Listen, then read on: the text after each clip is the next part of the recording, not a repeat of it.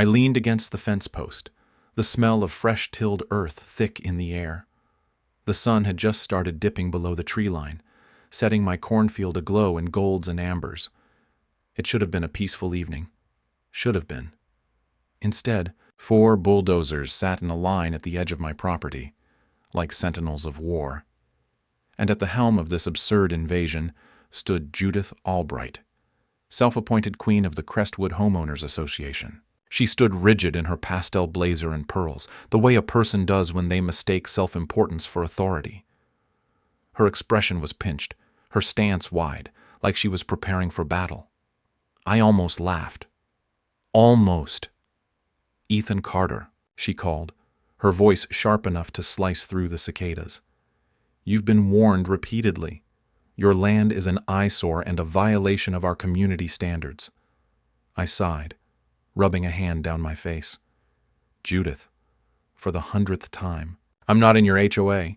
I said it slow, like I was talking to a particularly dense child. "Never have been, never will be," she sniffed, ignoring me completely. "Your property is an unsightly, unregulated mess. The HOA has voted and your farm is an obstruction to the expansion of Crestwood. This land is required for development." "Required?" I raised an eyebrow. "Lady, this farm has been in my family for 3 generations. I don't answer to your little neighborhood council." Her smile was tight, her eyes gleaming with something dark. "That's what you think." A clipboard appeared in her hands. I could already see the pink violation slips stacked thick underneath. "You have been cited for multiple infractions.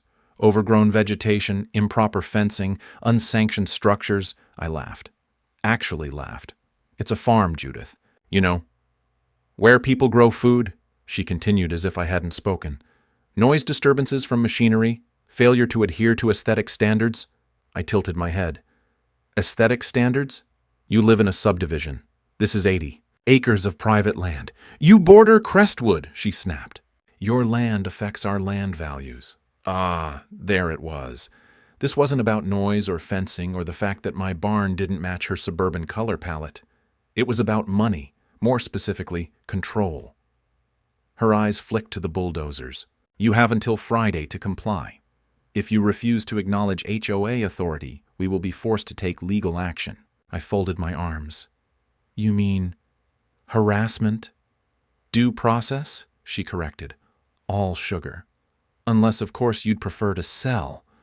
The HOA is prepared to offer you a very generous sum," I scoffed. "You mean a lowball sum?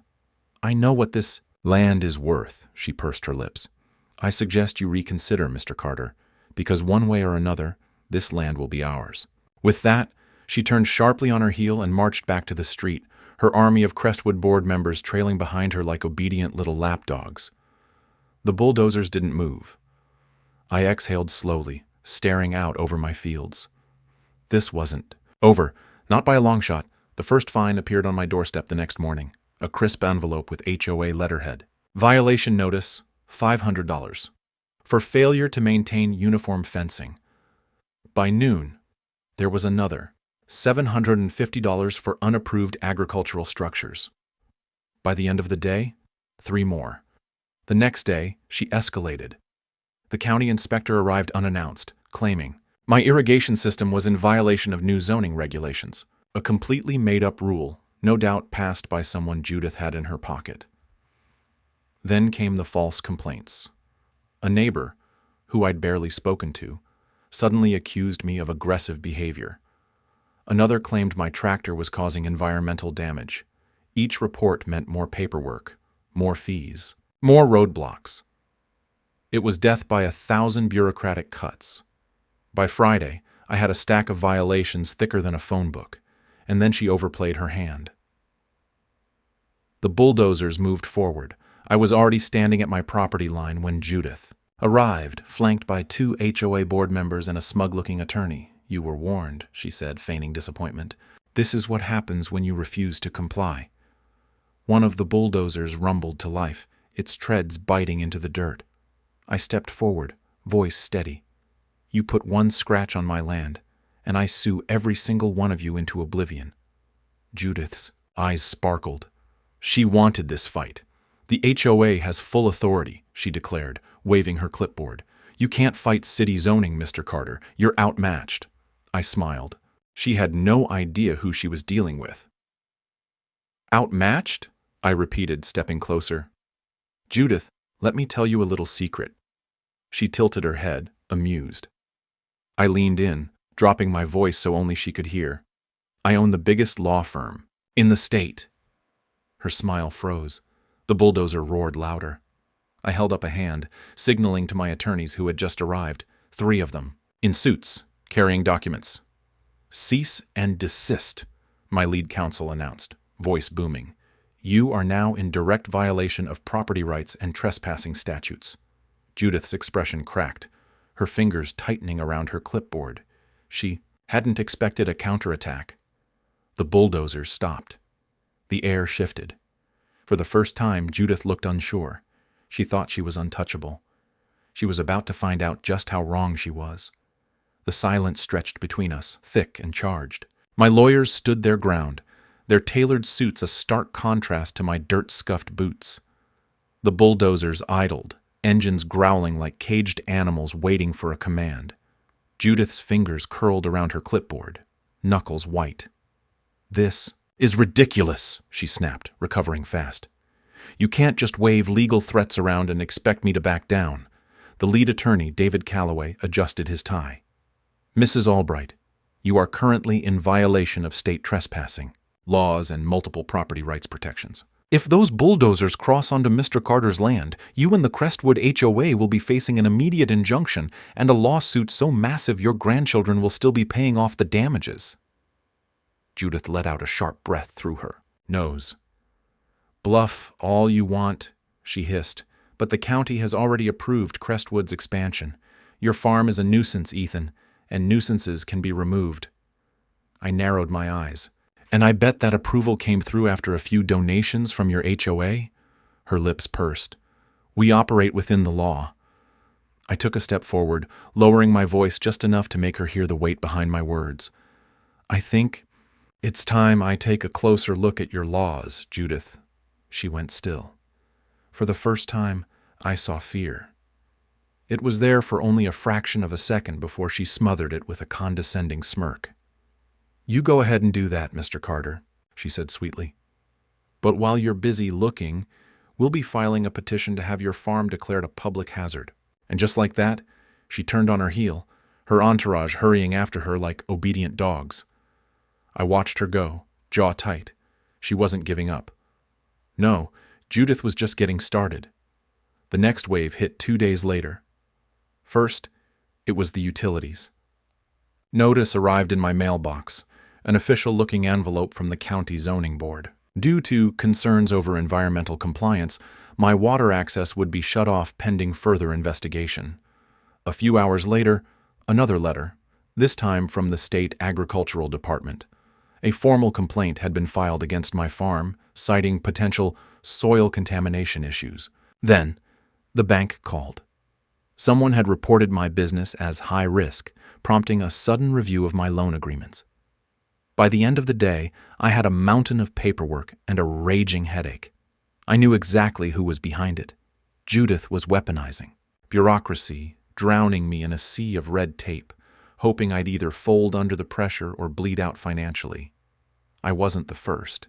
That evening, I drove down to the local bar, a quiet little dive, the kind of place where people nursed their drinks in peace. Except tonight, peace was the last thing on my mind. I found Ben Holloway nursing a whiskey at the back table. Former farmer. Used to own a cherry orchard just outside of town. That was before Crestwood got their claws in him. They came after your water too, didn't they? I said, sliding into the seat across from him. Ben looked up, tired eyes meeting mine. That's how they start. Then what? He exhaled slowly. Then came the safety violations, then the fines, and the lawsuits. Took me 2 years to fight it, 2 years and every last dollar I had. I leaned forward. Who was behind it? Ben let out a dry, humorless chuckle. Judith. Always Judith. But she's got help. I frowned. Who? Ben glanced around the bar, lowering his voice. There's a guy, Dale Morrow. Works the county office. Judith's lapdog. He fast-tracks approvals for Crestwood. Blocks permits for people she doesn't like. I sat back, wheels turning in my head. Dale Morrow. Judith wasn't just an overreaching bureaucrat. She had inside connections, and if I wanted to bring her down, I needed proof. I spent the next week digging. Late nights, stacks of documents, hours on the phone with my legal team. Turns out, Judith wasn't just pressuring farmers. She'd been blackmailing local businesses, fake violations, sudden tax audits, permits revoked unless they cooperated. And Dale? He was her key player. Every rezoning request, every land seizure, all of it had his rubber stamp. They'd been at it for years. The deeper I looked, the dirtier it got. Judith wasn't just power-hungry, she was corrupt to the bone, and she'd gotten away with it because no one had ever stood up to her. Well, that was about to change. The storm hit 3 days later. Not a real storm, a legal one. It started with subpoenas. One by one, local businesses came forward. Farmers, shop owners, even an ex-HOA board member. My legal team compiled everything. A litigation tsunami aimed directly at Crestwood. Then, the whistleblower files dropped. Documents proving illegal zoning manipulations, kickbacks, fraud, and finally, a smoking gun. Buried in the records, one of my attorneys found an email from Judith to Dale, explicitly discussing falsifying reports to force land seizures. That was it. The moment we had everything. I made the call. I wanted this to be public. I wanted her to see it coming, and I wanted her to know she was doomed. I found Judith, exactly where I expected, leading an HOA meeting, preaching to her congregation like a dictator in pearls. I walked in mid-sentence. She stopped speaking, eyes narrowing as I strolled to the front of the room, envelope in hand. "Ethan, this is a private meeting?" I dropped the envelope on the table. "Not anymore." She hesitated before snatching it up. I watched her face as she read. The color drained from her cheeks. The room was dead silent. And then I said it, loud enough for everyone to hear. This is the email that's gonna end you." Her hands trembled. You can't." I smiled. I already did. The walls of her empire were about to crumble, and she knew it. Judith's fingers twitched around the papers. Her manicured nails dug into the crisp edges, her pulse visibly hammering at her throat. She didn't speak. She couldn't. The silence stretched. Then, from the back of the room, a single voice. "What's in the envelope?" A murmur rippled through the gathered HOA members. People leaned in, heads turned. The room, which had once been her kingdom, was suddenly filled with something she'd never faced before. Doubt. I folded my arms. "Oh, Judith didn't tell you." I feigned surprise. "This isn't just any paperwork. These are emails. From her, to her pal Dale Morrow over in zoning." Judith's mouth opened, but no words came out. I stepped closer, my voice slow and deliberate. Emails where she tells him to falsify reports, to shut down businesses, to seize land. I let the weight of each word sink in. And guess what, folks? That includes some of you. That's when the tide turned. A middle-aged man in a golf polo, the kind of guy who had probably kissed Judith's ring a dozen times, stood up abruptly. "Wait, what the hell do you mean, some of us?" I gestured to my lawyer, who pulled out a stack of additional files. "These," I said, "are fraudulent violations issued to homeowners over the past 5 years. Dozens of them. All used as leverage to force sales." I flipped open one of the folders and slid it across the table. "Recognize this address?" The man's face paled. "That's my house," he whispered. "Oh yeah. According to Judith, you had structural violations that needed to be urgently resolved, or the HOA would fine you out of your mortgage." I raised an eyebrow. "Ring a bell?" The murmuring grew into an uproar. Judith snapped, out of her paralysis. "This is a witch hunt!" she shrieked, slamming the papers onto the table. "A ridiculous, completely fabricated attack. Did you or did you not authorize these fines?" I interrupted. She stammered. I I was following HOA protocol. One of her board members, a woman with pursed lips and wary eyes, turned toward her. Judith, she said slowly, are you saying you didn't know about these? Judith hesitated for half a second too long, and that was the moment she lost them. The members, once so obedient, so eager to nod along to her tyranny, were looking at her differently now, suspicious, angry, betrayed. The man in the golf polo snatched his copy of the file. You tried to force me to sell my house for an unauthorized patio cover that was there when I bought the damn place. A woman near. The front jabbed a finger at her. My aunt lost her bakery because of a zoning fine. Was that you too? More voices joined in, people she had bullied, people who, just moments ago, had been too afraid to speak up. Judith stepped back. Now, just wait a minute. But there was no stopping it now. I leaned in, dropping my voice just enough for only her to hear. You thought I was outmatched, I whispered. You never had a chance. Her breath hitched. Then the doors burst open. 3 uniformed county officers stepped in, flanking a sharp-looking woman in a state attorney's badge. The air shifted. Judith whipped around. What is this? The attorney barely glanced at her. Mrs. Albright, you are under investigation for fraud, conspiracy, and illegal land seizures. Judith's entire body locked up. The color drained from her face. This is a misunderstanding, she sputtered. A smear campaign? She turned toward her dwindling supporters. You can't let them do this! We built this community! The board members stepped back. No one defended her. Not one. The woman who had ruled through fear now stood alone. Utterly alone. One of the officers pulled out a pair of handcuffs. Mrs. Albright, you need to come with us. She shook her head, backing away. No, I won't. This is my HOA. I am the HOA. Not anymore. And with that, they took her away. The fallout was glorious. With Judith gone, the HOA crumbled within weeks. The investigation spread. Turns out Judith and Dale weren't just running a shady land grab. They had embezzled HOA funds, used fake environmental violations to seize property, and even laundered money through community improvement projects. By the time the dust settled, both Judith and Dale were facing serious prison time. But the best part? Crestwood fell apart. Without their iron-fisted dictator, the board members resigned in droves. Homeowners voted to dissolve the HOA entirely, and my farm, untouched. A few months later, I stood at my fence, watching the last of the HOA signs get torn down by a group of very enthusiastic residents. Ben Holloway strolled up beside me, grinning. Can't believe it, he chuckled. Never thought I'd see the day. Neither did Judith, I said, smirking. He exhaled, shaking his head. Think she'll try to claw her way back?